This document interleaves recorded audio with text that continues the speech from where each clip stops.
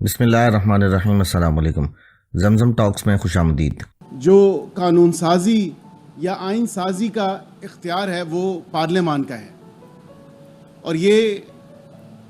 آئین اور قانون میں بھی اگر دیکھا جائے تو ایکسکلوزیو رائٹ اور ڈومین ہے پارلیمان کا کہ وہ لیجسلیٹ کر سکتی ہیں۔ لیجسلیٹو بزنس پہ جو بھی بات ہے وہ وہی کرتی ہیں۔ آئین بنانا یا آئین میں ترمیم کرنا،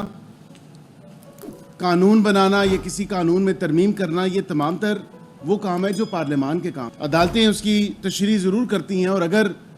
بالفرض کہ کوئی ایسی چیز ہو جو آئین کے روح سے متصادم ہو، تو ہم نے پاسٹ میں بھی دیکھا، ماضی میں بھی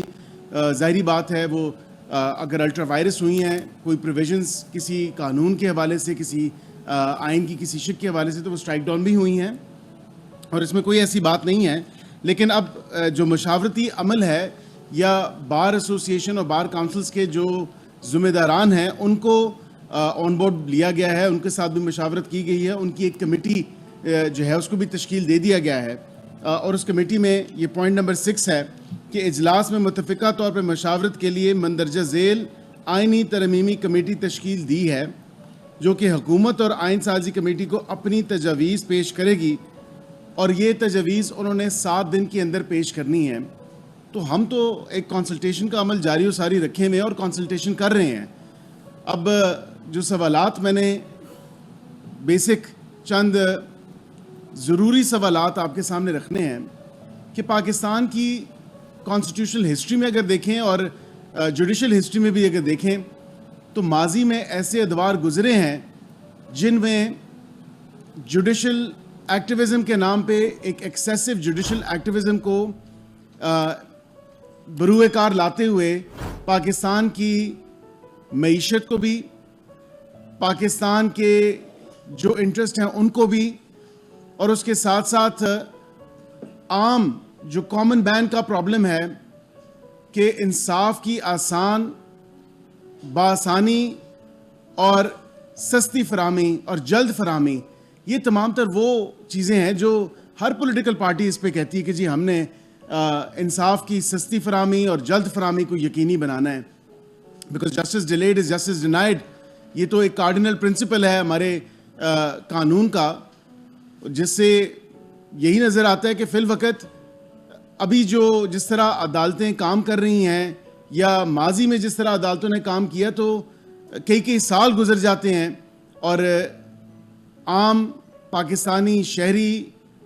یا کوئی سٹیزن ہو تو اس کے کیس خواہ وہ اپیل سٹیج پہ ہو، خواہ وہ ریویو سٹیج پہ ہو، خواہ وہ ریویژن سٹیج پہ ہو، یا ان کے کوئی ایسے کیسز ہوں وہ 20 25 سال لگ جاتے ہیں کہ ان کے کیسز کو ٹیک اپ ہی نہیں کیا جاتا۔ تو یہ کم از کم اس درستگی کے لیے یا اس میں اگر اس عدالتی نظام میں بہتری کے لیے اگر ہم کوششاں کر رہے ہیں اور کوشاں ہیں، تو کم از کم اس چیز کو تو اپریشیٹ کیا جائے، کیونکہ تمام تر سیاسی جماعتیں اس بات پہ متحد ہیں اور متفق ہیں کہ جوڈیشل ریفارمز یا لیگل ریفارمز ہونے چاہیے۔ میں آج آپ کے سامنے یہ بھی بات رکھتا ہوں کہ یہ بڑی ایک ناانصافی والی بات ہے اور زیادتی والی بات ہے، جس پہ میڈیا نے بھی، معذرت کے ساتھ میں یہ کہوں گا کہ یہ کوئی ذمہ دارانہ بات نہیں تھی کہ یہ کہاں سے مسودہ آیا یا کہاں سے کوئی آسمانی صحیفہ تھا وہ آ گیا۔ اس پہ میں آج عوام کو اور آپ کو بھی یہ واضح طور پہ آن ریکارڈ بتانا چاہتا ہوں کہ جس طرح ایف بی آر کے ریفارمز، کسٹمز کے ریفارمز، اسی طرح لیگل ریفارمز کمیٹی جس کا میں خود ممبر ہوں، جس میں ہماری لیگل فرٹرنیٹی سے بھی اور کمیونٹی سے بھی لوگ اس میں ممبرز ہیں،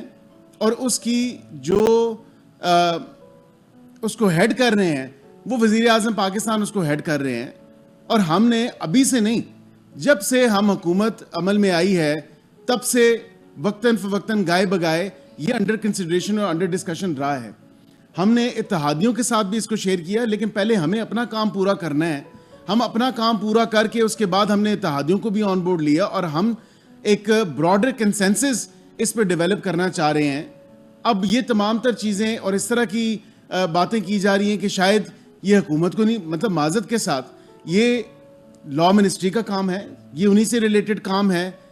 آئین سازی, قانون سازی, اور ہم نے اس پہ کافی عرصے سے کام جاری و ساری رکھا ہوا ہے. یہ کہہ دینا کہ یہ پتہ نہیں کہیں اور سے آیا ہے یا